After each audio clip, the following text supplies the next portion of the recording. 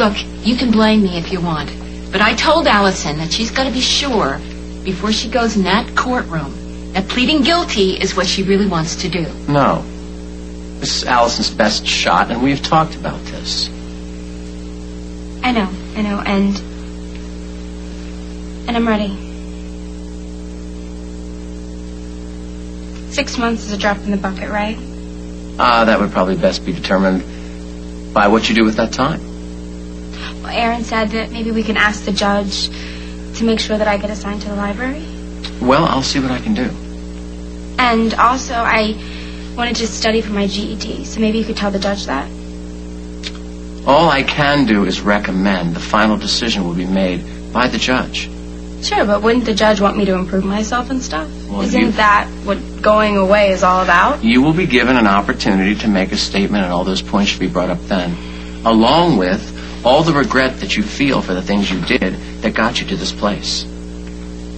State versus Alison Stewart. We're all here. Thank you. Okay, all set?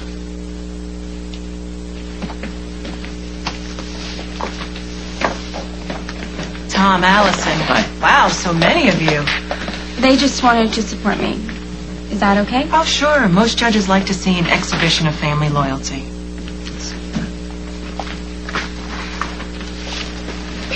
Now, please remember that this is a hearing, and the only person here that you have to impress is the judge.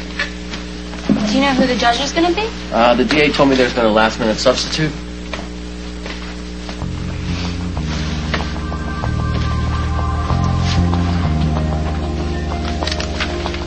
Drop the sob story about your life because I don't pity you. You've got 2 weeks. Get your act together. If you fail to do so, you will then answer to me. And I won't be as nice the next time we meet. Family court judge I took Alison to see. She never reported back to him like we promised. You wouldn't accept my money. And my advice was completely out of the question, and now, all of a sudden, you're going into business with some guy you hardly know? You know how I feel, not mixing business with family. And besides, you were the one who told me to go to Dusty for advice. Yeah, advice, not money. What was I supposed to do? Just let my dream go right down the toilet? No, but there's got to be some sort of middle ground between letting your dream go down the toilet and going into business with my best friend. I was going to lose the space. The landlord had somebody else waiting in the wings. And would that have been such a bad thing? I mean, there are plenty of other storefronts in this town. Well, location. Has to be this place. It's got a good vibe. You know what? Maybe it's not too late. Maybe you can still get your money back. Have you heard anything that I've said? Yes, and if you heard anything I've said, I don't want you taking Dusty's money. I'm going to ignore your little outburst. You know what? I tried to see Rose as this, what do you call her, cheap, heartless money grubber that you say she is. It doesn't track. It doesn't track with She a woman. threatened to take my son away from me forever if I didn't dance to her little tune. Well, she has Paul's heart. There's no doubt about that. Don't you see how much he loves her?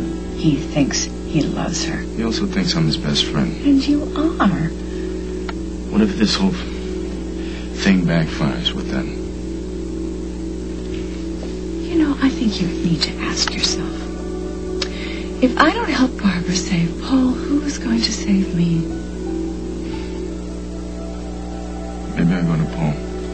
You think he'll bail you out? Maybe. Paul has money, but he doesn't have the sizable amount that you need. And besides, he'd resent you forever if he found out that you were working with his mother. And then what then? No friend? And still no money.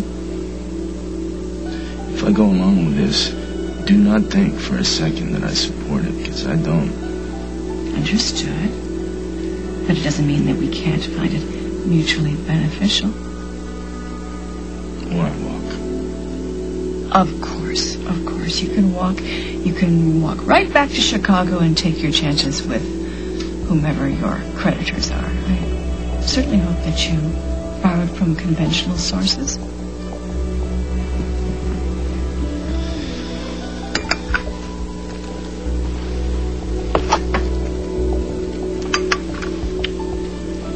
Remember what it was like don't you get this over with quickly and you'll be right back on top where you belong. And nothing would make me happier than to see you thrive. I've been there, you know. I've had to make difficult choices as well. This is what's best for both of us.